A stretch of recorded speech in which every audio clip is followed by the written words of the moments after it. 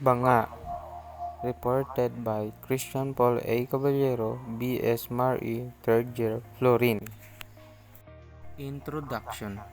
This antique banga belonged to my grandmother. A banga is a vessel made of a clay and is usually used as a water vessel. It is basically similar to a tapayan, although the latter is a much larger vessel. The jar and the tapayan are also used as containers for other things such as wine or alamang. The jar and taba are used to this day in almost all parts of the country. Content. The banga has a large mouth and its body is like an apple shape. Banga is made of hand building is a ceramic technique that allows you to create form with clay and your hand without using a throwing wheel. This jar weighs 12 kilos and is about 2 feet tall and 18 inches wide and can hold 2 gallons. Citation Creator. The primary source of banga who owns it is my grandmother Emilia Bidauri Caballero. She is 80 years old and a resident of Barangay Hilicon, Cabanatuan, Iloilo. My grandmother told me that it was from her mother and that her mother bought it from a jar maker when she was 12 years old in 1954. Banga is now 80 years old and still going strong. Context. According to Grandma Emilia, they used to put tuba in their jar when there were months of coconuts. Tuba is a Filipino alcoholic beverage created from the sap of various species of palm trees.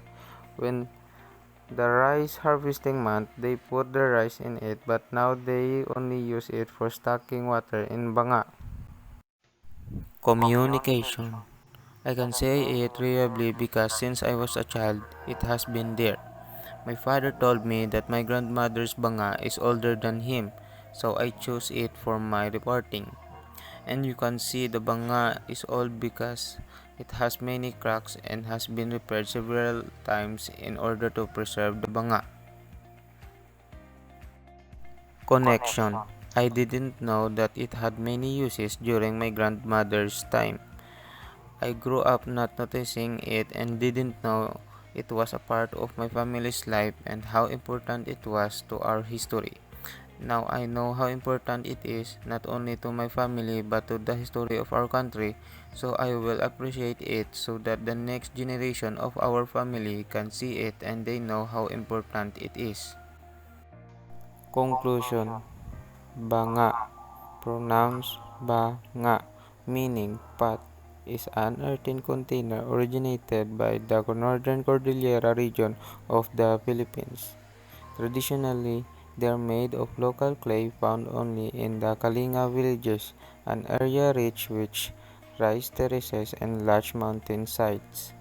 Banga was an essential part of traditional Filipino kitchens.